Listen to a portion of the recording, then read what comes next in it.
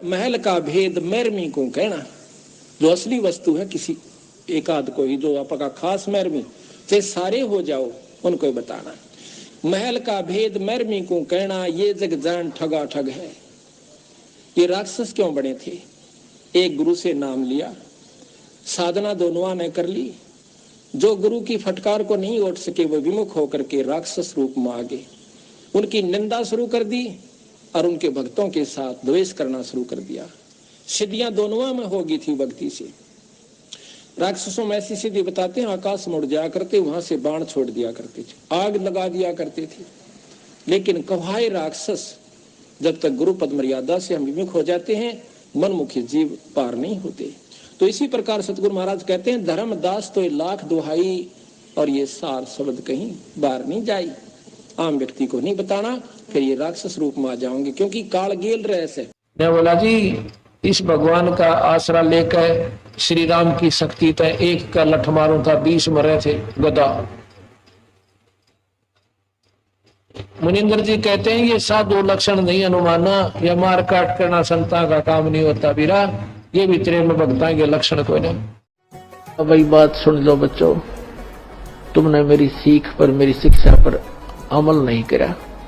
अब तो अपने लालच वश मेरे शिष्य बने रहे, पर मेरी बात सुन लो, मेरा काला मुंह मत करो।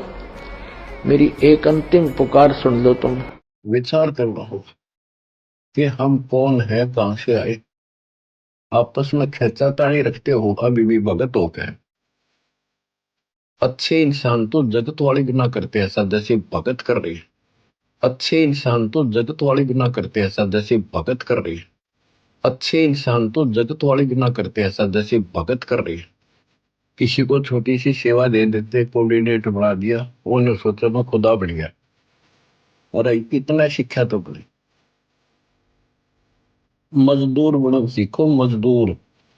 और कई देखा है कि कोऑर्डिनेटर या जिसकी जो भी व्यवस्था लगाई जाती है, व्यवहार भी ठीक नहीं करते, धमकान लग जाते, फुरकान लग जाते। और कुछ ऐसी भी शिकायतें आई हैं जो बहन बेटियों के साथ गलत मैसेज भी डालते हैं।